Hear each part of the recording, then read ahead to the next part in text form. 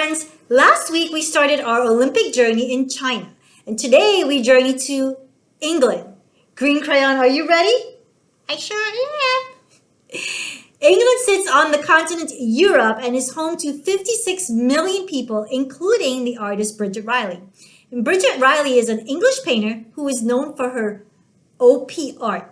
And OP art is short for optical art and gives the viewer the impression of movement, hidden messages, flashing and vibrating patterns, or even swelling or warping. K to 2 friends will create OP art inspired by the hand. Third to 5th friends will create OP art inspired by shapes. And our middle school friends will create OP art inspired by movement.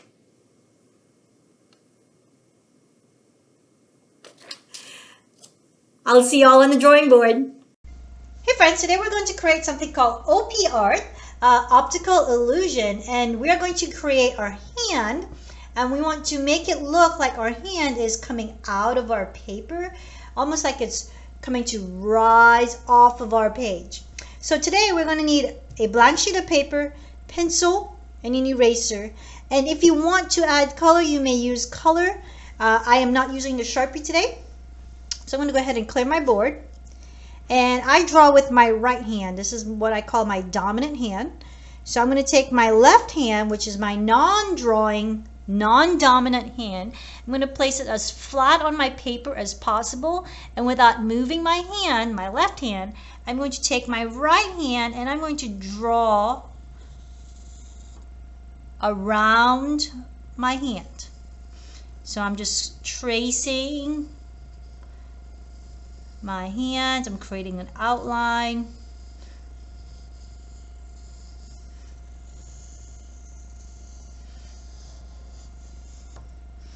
And then when I'm finished, I'm going to remove my hand. So this is going to be the outline that I'm going to work with today.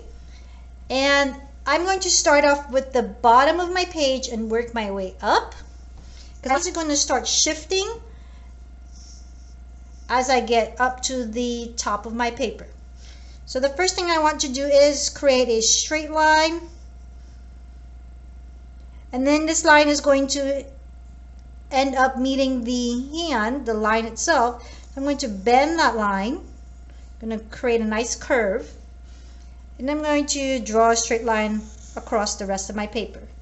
I'm going to repeat this several times.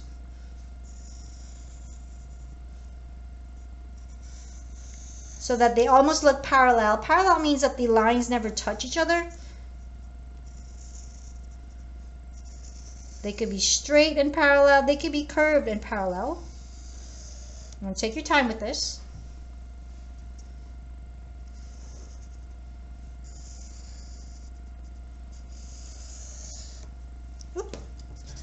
Went off the paper a little bit.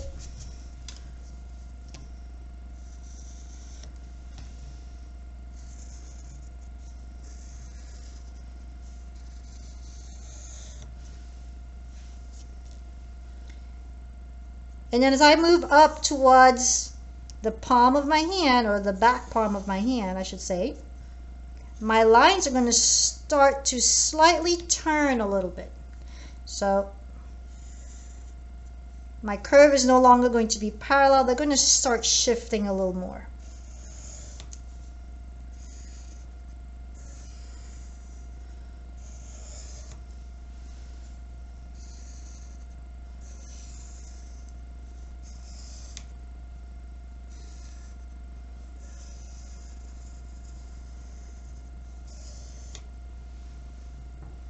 Now as I get to my fingers, this space between my hand is going to start getting a little bit chopped off. So now I'm going to reverse the direction of my lines when I get to this space.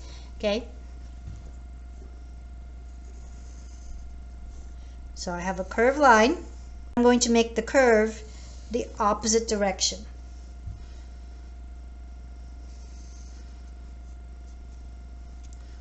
Curve up. It's going to disappear. Now I have some space here. So I'm going to curve it down and then curve this one back up and curve that one back down. I'll do that again. So I have my straight line. I'm going to curve up, curve down, curve up again, curve down again, curve up, curve down, curve up, and curve down. Now my fingers are going to start appearing that they're rising up.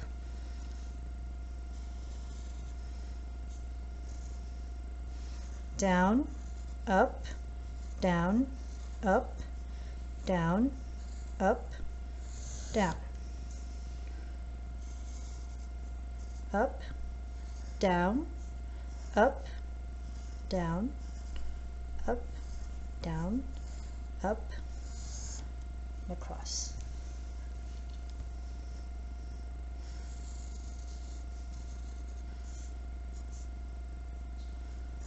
Up, down, up, down, across. Almost there. One up, one down, one up, and across. And then these ones can go, because we want to make it look like our hand has some influence on our paper. So then that can happen. So let's come back to the thumb, because I've missed a big chunk of space right here. So now we're going to add in extra lines. So I'm going to start from the reverse direction now. So I'm going to go here. I want it to go up. And then this will be down. And then go up. And then across. So we have another one. I'm sure we can squeeze another one in here.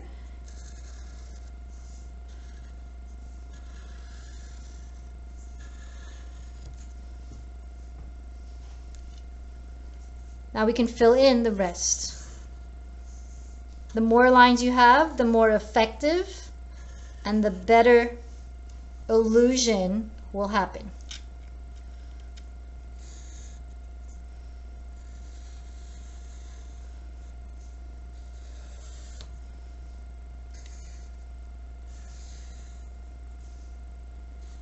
Is it okay if you lose space here and they start getting smaller? Absolutely.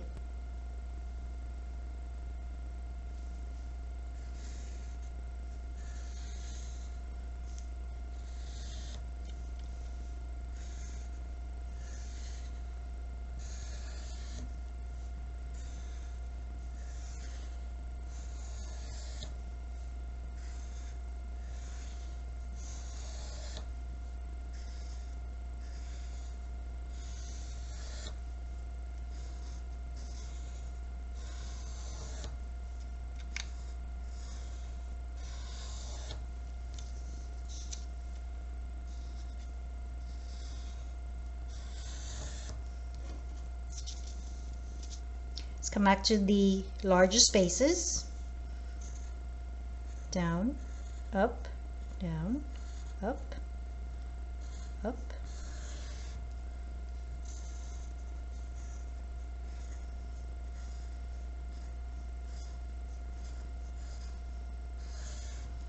The trick is really knowing when to go up and when to curve down.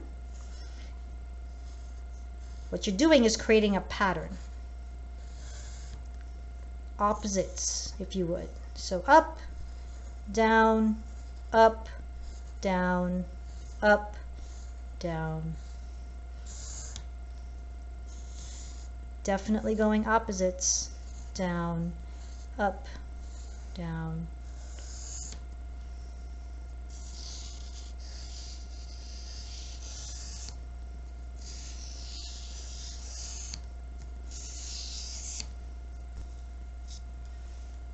Let's fill in one more here.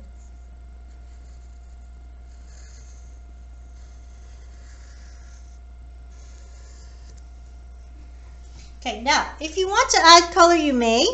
If you want to stop here, you may also stop here. Color does help the illusion, so I'm going to go ahead and add some color. So I'm going to go ahead and grab my red crayon and my orange crayon. Friends, if you need to use more than 2 colors, you may. I am just sticking to 2 colors for the simplicity of how this works. But again, you can create a pattern with more than 2 colors. So I'm going to go ahead and start with my red. And since this is a pattern, I'm going to have red in every other spot.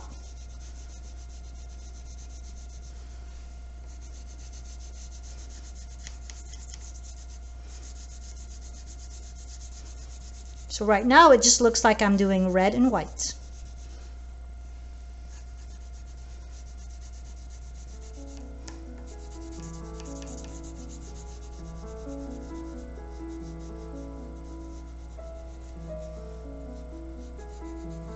When you're adding color to curves, you also want to curve the direction of where you're adding color so it doesn't look like it's conflicting or that the lines are not helping you. You want the lines to help you create that illusion.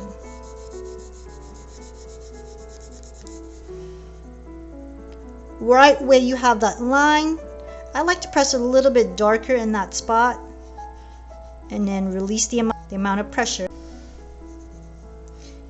Apply a little more pressure again. This just helps show that there's something that's happening on this part of the paper and it's rising out. A little darker here again, and not as dark for the rest of my page.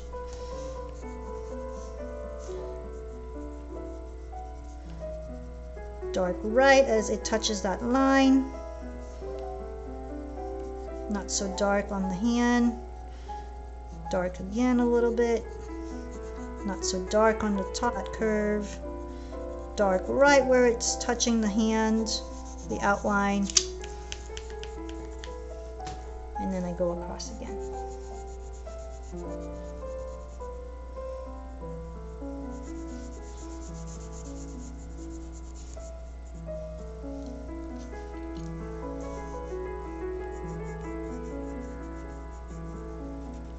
Go again, so a little darker towards the curve, lighter in areas where the hand is outlining. Press a little darker towards the curve, the downward curve, lighter on the upward curve, darker on the downward curve.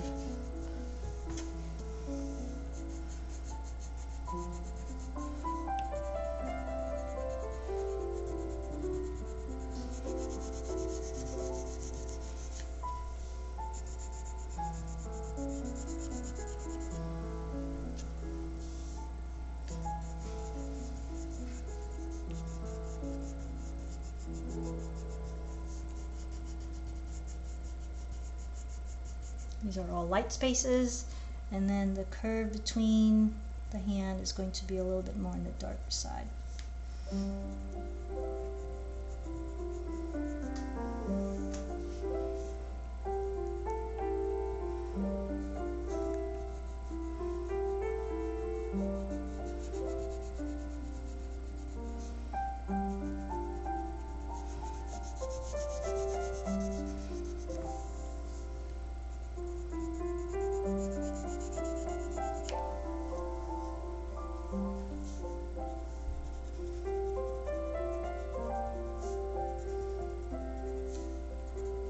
Do the darker parts first.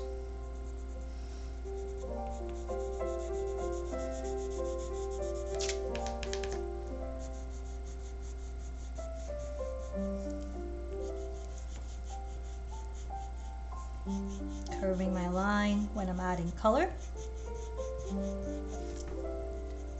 Darker here. And then white.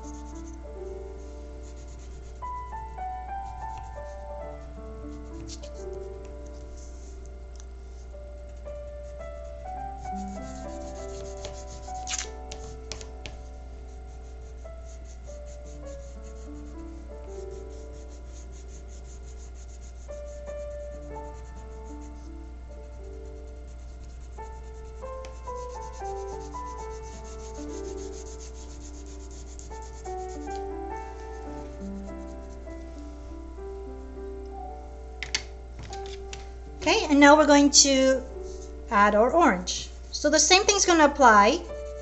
You have your light areas, and then right where it touches the outline, gets a little bit darker.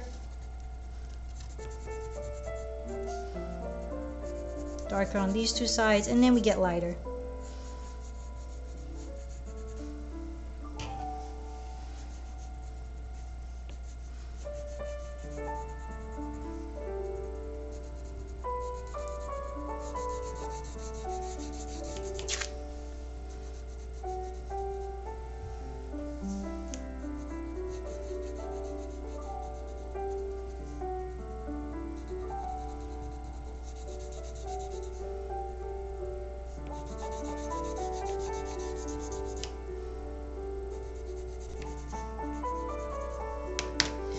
When you are adding color, just remember the less white space you end up with, the more optical illusion is going to happen.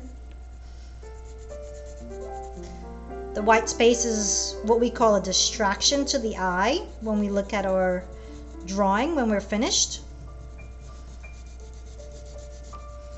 So you want to make sure that you don't have any white spaces.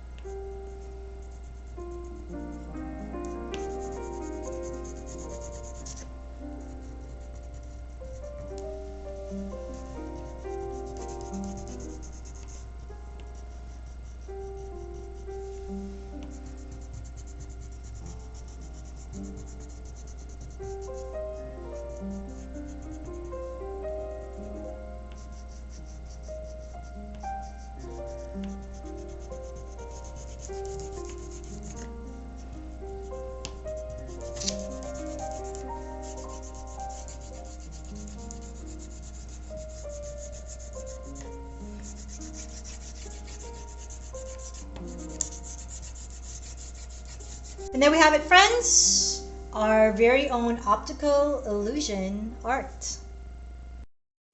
That was brilliant work! I can't wait to see your artwork. Until next time, cheerio!